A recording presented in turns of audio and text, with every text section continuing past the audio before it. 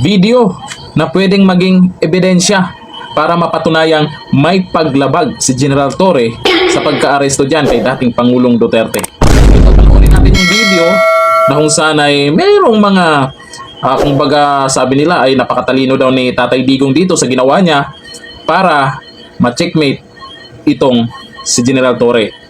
Ito, panoorin po natin at yung paliwanag po ng expert po dyan pagdating sa batas. Ito yung video. So I came across this video surfacing in the social media and also in the internet about the almost heated argument of former President Rodrigo Duterte and Police Major General Nicolas Torre. Watch this. Ang anak mo pupunta dito. Hindi darating yun. Kasi hindi mangyayari Tingnan yun. mo na pag kung gano'n okay lang po, hindi niyo papasukin at make it clear. Yes, sir. Hindi pa pasukin, sir. Hindi niyo, ikaw, Yes, sir. hindi mo Upon my order. hindi mo pinapasok. Yes, sir. Upon my order, sir. Ang sabi ko, ang abogado ko, ang anak ko na babae, Based on the conversation between Duterte and Torre, I have several key points to mention. Duterte explicitly stated that he wanted to see his child and he was referring to Vice President Sara Duterte. He also implied that Sara Duterte is his personal counsel. And Torre responded with a quip, "Di namin papasukin upon orders." Then Duterte sought clarification and he said, "Let's make this clear. Di niyo siya papasukin?" And then Torre responded and said, "Yes, sir. Di namin papasukin." Checkmate. Under Section 12 of the Article 3, which is the Bill of Rights of the 1987 Constitution, any person under investigation for the commission of an offense shall have the right to be informed of his right to remain silent and to have competent and independent counsel, preferably of his own choice. If that person cannot afford the services of counsel, he must be provided one. These rights cannot be waived except in writing and in the presence of counsel. Since former President Rodrigo Duterte was denied of his constitutional rights of a personal lawyer of his choice, then that could be a violation. Then if proven, this could render the arrest illegal or at the very least tainted with serious irregularity.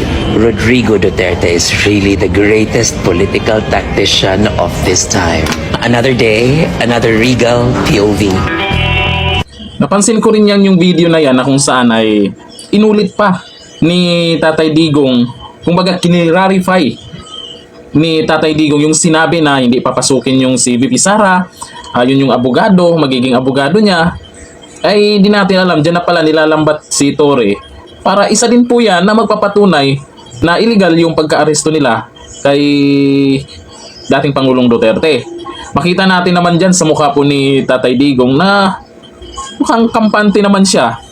Ito ngayon nangyari, kaya marami pong mga nagalit. Hindi po kasi maalis sa mga tao ang mag-alala kay Tatay Digong kasi mag-80 years old na po yan. Karamihan nag-alala po sa kanyang kalagayan, sa kanyang kalusugan. Kasi, di ba, hindi pinapasok po yung doktor. Meron, parang nurse lang ata yun na kasama ni Tatay Digong. Kaya dito, Torre, nako, yung katapangan, tapang ni Torre dyan. Tapang yun. Pero siguraduhin nyo kasi na hindi kayo mananagot dito sa ginawa nyo. Kasi, sa panahon po ngayon, kahit sabihin natin ayaw ilabas ng ibang media po yung mga video na yan, meron na po kasi tayong social media. Iba na po noon sa ngayon. Kaya ngayon nangyayari, yung mga diskarte nila, nababasa na kaagad ng mga expert, lalo na sa may mga alam sa batas, na ito yung nangyari, may mga paglabag, at marami nang nagsasalita tungkol dyan. May mga senador pa na nagsalita tungkol dyan, na magaling din na mga abogado. Kaya ito din po yung magiging dahilan, kaya malaki ang posibilidad di umano na si dating Pangulong Duterte ay maibalik dito sa Pinas. Malaki ang posibilidad na itong sila General Torre ay baka managot ito sa huli. Tingnan po natin kung ano po yung magiging resulta po dyan sa mga inihain po nila sa korte na may mga paglabag daw. Dito pa lang sa video na ito, naipaliwanag naman ng gusto na itong si General Torre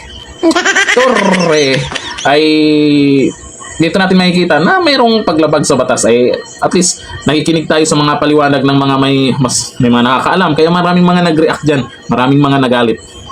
Torre. Ano kayang anong susunod na plano, Torre? Ako nagtatanong lang. Hindi ko